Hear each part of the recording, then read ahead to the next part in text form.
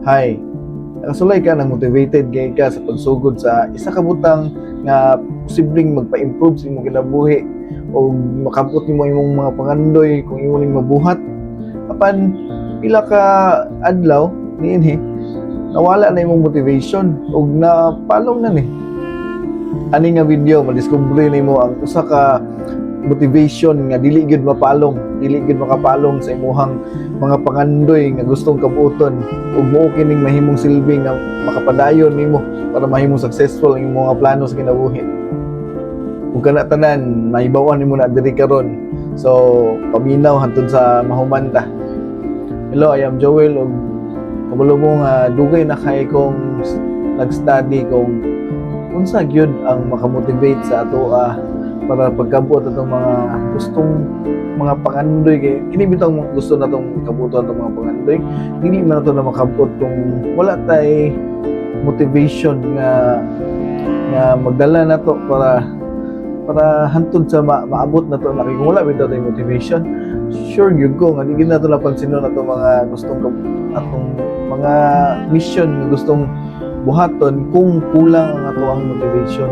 So importante yung kaya ng motivation. Karon i-share gid ako sa inyo ha kung unsa ang pinaka-deep na motivation para lang gid makasugod ka sa imong mga pangandoy o di ka mapalong sa imong padayon nga unsa kalisod magpadayon ka nga motivated ug ipadayon nimo ang imong plano para lang makabot ang success imong kinabuhi.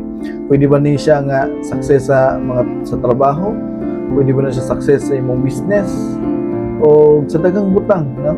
Nga gusto nimong kabuoton kay magkinahanglan kani siya og isa ka motivation nga nindot kaayo og di gyud makapalong sa imuhang mga plano. Kini ang tawag ani kay ang why power. Unsa nang as English ba? Unsa nang why daytoon? Unsa nang why daytoon? Why power? Siguro naatay motivation sa una nga siguro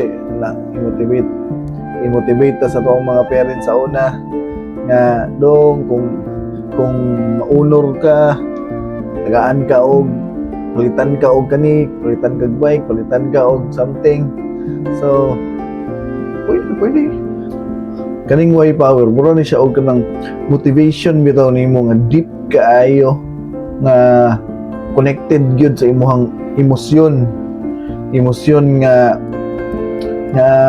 murag bitaw maguna-una bitaw ka makahilak ka banda lang reason nga para sa imong family no reason para sa imuhang nagsakit nga family member ba ka para lang gyud gusto nimo tong kabuoton para lang niya or dream why power nga kung kabot nimo ni para ni sa kagmaon sa imong pamilya.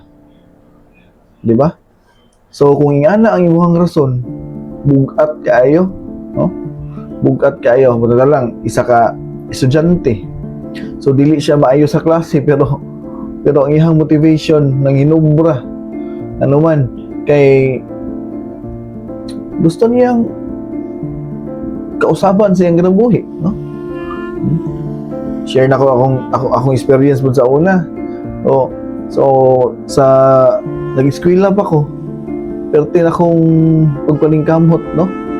Grabe nga pagpaningkamot nga bisag dili ka agwanta nga ako ang kapasidad pero nga akong pagpaningkamot gusto gyud ako nga makagraduate gyud ko makatrabaho.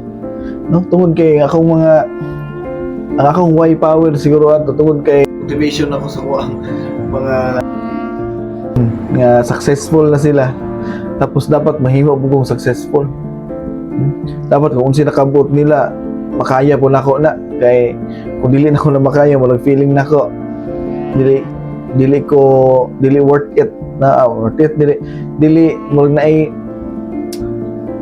mahimo kong failure no kung dili nako makabot so gabi nga pagpaningkamot nga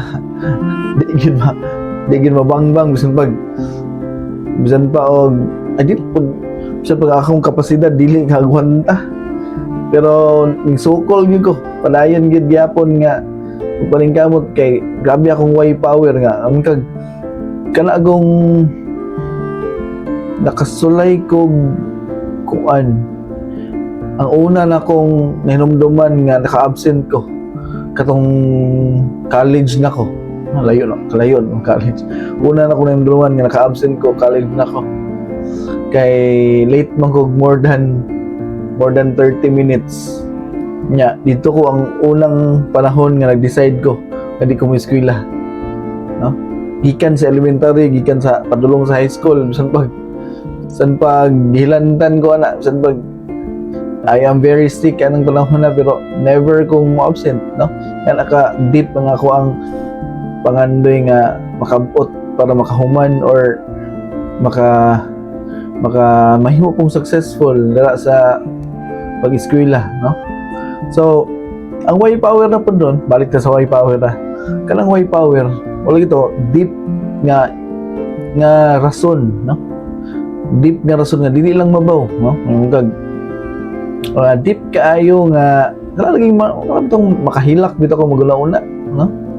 Na example na niya katong base sa story nga nasa libro ni Darren Hardy nga duha ka building tag-as kaayo tapos na ay gihimo nga steel nga tulay nga kana bitong isa ka tawo ray makaagi yun kani nga steel nga tulay sa duha ka building gisumpay siya ug dari sa pikas.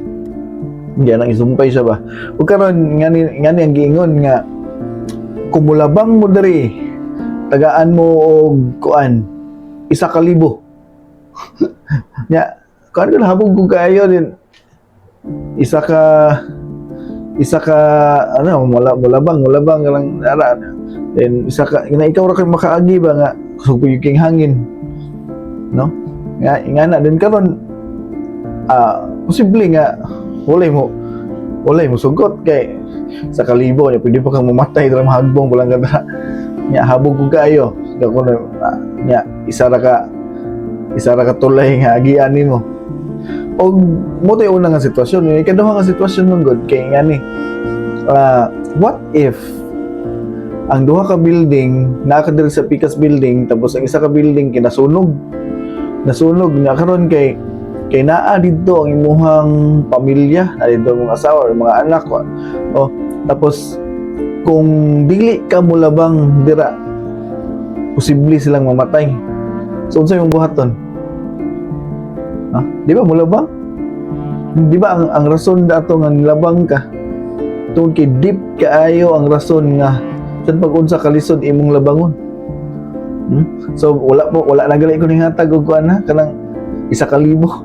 Wala nagigingon nga tagaan sa 1,000 pero automatic diha dayon naglabang ka tungod kay ang emosyon ang rason nga mulabang ka is very deep sa imong heart, deep sa imong kinabuhi, deep nga rason nga walay makabangbang nga kinahanglan gyud imong buhaton tungod kay invest naadara ang imong emosyon nga deep kaayo, no? Sabot ba to? Moto siya. Ang tawag atos niya kay why power, no? Motivation nga sobra kaayo nga dulot sa imong heart, dulot sa imong kinabuhi. Still trying. See you tomorrow.